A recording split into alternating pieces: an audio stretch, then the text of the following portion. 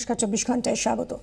পোস্তায় ভেঙে পড়া উড়ালপুলের ধ্বংসস্তূপ থেকে উদ্ধারে রাতভর কাজ করেছে সেনা। এখনো উদ্ধার কাজ চলছে। পুলিশ এবং বিপর্যয় মোকাবিলা বাহিনী তারাও উদ্ধার কাজ চালাচ্ছে।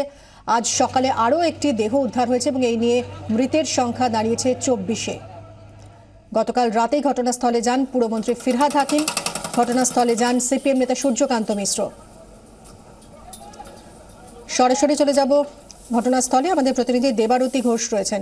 দেবারতী, রাতভর উদ্ধার কাজ চলেছে, এখনো উদ্ধার কাজ চলছে, এই মুহূর্তে ঠিক কি পরিস্থিতি?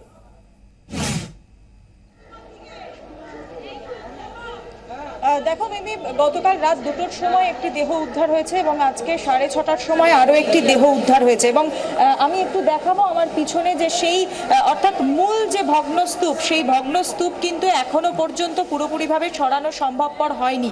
কিন্তু যে ভগ্নস্তূপের নিচে দেহগুলি চাপা পড়েছিল সেই ভগ্নস্তূপ আস্তে আস্তে কেটে সেটাকে পরিষ্কার করে সেখান থেকে দেহ আস্তে আস্তে উদ্ধার করা হচ্ছে। তবে এখনো পর্যন্ত আমরা ঘটনাস্থল ঘুরেছি এসে, এবং গোটা ঘটনাস্থল ঘুরে আমরা যে চিত্র দেখতে পেয়েছি তাতে এখনো পর্যন্ত যে ধ্বংসস্তূপই বলা যেতে পারে, সেই ধ্বংসস্তূপের মধ্যে কিন্তু এখনো পর্যন্ত দেহ থাকতে পারে এটাই সন্দেহ করছেন স্থানীয় বাসিন্দা থেকে প্রত্যেকেই। কারণ এখানে যে এই ব্রিজ ভাঙার যে অংশ পড়ে রয়েছে সেই অংশ কিন্তু এখনো পর্যন্ত পুরোপুরি সাফ করা সম্ভবপর হয়নি। যে ভাঙা অংশটা তুমি দেখতে পাচ্ছ বা আমাদের ক্যামেরায় যে ভাঙা অংশটা ধরা পড়ছে তার নিচে কিন্তু একটি লরি এখনো পর্যন্ত আটকে রয়েছে। সেই লরিটিকে এখনো পর্যন্ত বের করা যায়নি। অর্থাৎ এই ব্রিজের যে ভাঙা চাঙড় রয়েছে সেই চাঙড়টাকে সরালে পরে তবেই কিন্তু এই লরিটাকে উদ্ধার করা সম্ভব হবে। এখনো পর্যন্ত সেনাবাহিনী, পুলিশ এবং ডিজাস্টার ম্যানেজমেন্ট গ্রুপ তারা কিন্তু নিরলস চেষ্টা চালিয়ে যাচ্ছেন এবং বলা যেতে পারে নন স্টপ কাজ, যেটাকে বলে যে একদম রিলে ভাবে যে কোনো না থেমে সেই কাজ চলছে। এবং এখানে একই সঙ্গে যেমন ধ্বংসস্তূপ সরানোর কাজ চলছে, অপরদিকে যে পোর্শনটা রয়েছে সেগুলোকে এগুলো দিয়ে কেটে কেটে তারপরে আলাদা করে সরাতে হচ্ছে। কারণ একসাথে সরানোর মতো যে যান্ত্রিক সহযোগিতা দরকার সেই যান্ত্রিক সহযোগিতা কিন্তু নেই। স্বাভাবিকভাবেই এই বড় চাঙড়টার নিচে এখনো পর্যন্ত একটি লরি আটকে রয়েছে এবং আমি যেটা তোমাকে বললাম যে ধ্বংসস্তূপ, সেই ধ্বংসস্তূপের নিচে কিন্তু এখনো পর্যন্ত দেহ থাকার একটা আশঙ্কা করছেন অনেকেই। দেবারতী, যে আশঙ্কাটা করা হচ্ছিল যে অংশ ভেঙে পড়েছে তা ছাড়াও ব্রিজের বাকি যে অংশ রয়েছে সেই অংশও ভেঙে পড়ার একটা আশঙ্কা ছিলই, সেই অংশ কি ভেঙে ফেলা হতে পারে বা কি এখনো পর্যন্ত সেই অংশটা নিয়ে বা কি ভাবা হচ্ছে?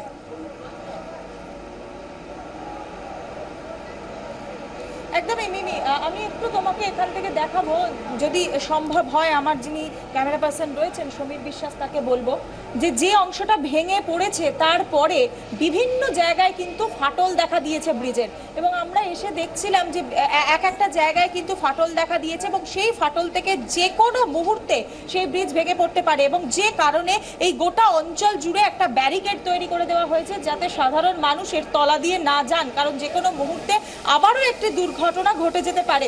এবং সেই যে ভাঙার কাজ, সেটা ভাঙার কাজ কিন্তু এই মুহূর্তে সম্ভব নয় মিমি। তার কারণ হচ্ছে এখানে যে ভগ্নস্তূপটা পড়ে রয়েছে সেই ভগ্নস্তূপটাকে প্রথমে সাফ করতে হবে। সেই ভগ্নস্তূপটাকে সাফ করার পর তারপরই অন্য অংশ, সেই অন্য অংশটাকে ভেঙে পড়ার চেষ্টা করতে হবে। এবং তুমি দেখো চিত্র দেখতে পাচ্ছ যে এখানে গ্যাস কাটার দিয়ে পুরো এই কাটা চলছে এবং সেই কাটার পর আস্তে আস্তে টুকরো টুকরো সরাতে হচ্ছে। এবং এখানে যেটা আমি তোমায় বলছিলাম যে যতক্ষণ পর্যন্ত যে ভগ্নস্তূপ তৈরি হয়েছে সেটাকে পুরোপুরিভাবে পরিষ্কার করা হবে, দ্বিতীয়ত এটা নিশ্চিত করা যাবে যে এখানে আর কোনো দেহ লুকিয়ে নেই, তৃতীয়ত এখানে পেছনে আমি যেটা তোমাকে বললাম যে লরিটি আটকে রয়েছে সেই লরিটিকে সরানো যাবে, পুরো রাস্তা ক্লিয়ার করা যাবে। তারপরে পুরোপুরিভাবে এই যে আরও যে ভাঙতে পারে এরকম যে সিচুয়েশন, সেই সিচুয়েশনের জায়গাগুলোকে আস্তে আস্তে ভাঙার কাজ শুরু করবে, এরকমটাই প্রশাসন সূত্রে জানা যাচ্ছে। মিমি, দেবারতী, গতকাল আশপাশের বাড়িগুলো খালি করে দেওয়া হয়েছিল, আজ সেখানকার কি পরিস্থিতি? সেখানে কি এখনো বিপদের কোনো আশঙ্কা থাকছে? অবশ্যই বিপদের আশঙ্কা থাকছে, যে কারণে আমি তোমাকে যে চিত্রটা দেখালাম, দেখো আমি যেখানটায় দাঁড়িয়ে রয়েছি একেবারে আমার মাথার ওপরেই দেখো একটা ফাটল তৈরি হয়েছে। এবং একটা ব্রিজ, এটা প্রথমে এই যে সিভিল ওয়ার্ক, সেই সিভিল ওয়ার্কটাকে যদি আমরা খুব সহজে বুঝে নিই তাহলে দেখবো যে নর্মালি যে কোনো ফ্লাইওভার, সেই ফ্লাইওভার একটা থাম, তার সাথে যে অর্থাৎ যেটাকে গার্ডার বলা হয়, সেই গার্ডার থেকে আরেকটা গার্ডারের যে ডিস্টেন্স, সেই ডিস্টেন্স থেকেই ভেঙে পড়তে পারে বা এই সম্ভাবনা থাকে। এই সত্যটা আমরা জানতে পেরেছিলাম, সেটা হচ্ছে উল্টোডাঙ্গা উড়ালপুল যে সময় ভেঙে গিয়েছিল। অর্থাৎ কিনা গার্ডারের কাছে ব্রিজের মধ্যে যে কম্পন হয় গাড়ি চলার পর, এছাড়া নতুন ব্রিজ যখন তৈরি হয়, যখন সেই পুরো ব্রিজের যে ওয়েট, সেই ওয়েটটা কিন্তু এই দুটো গার্ডারের ওপরে তার মধ্যবর্তী অংশটার যে ভার, সেই ভারটা নির্ভর করে থাকে।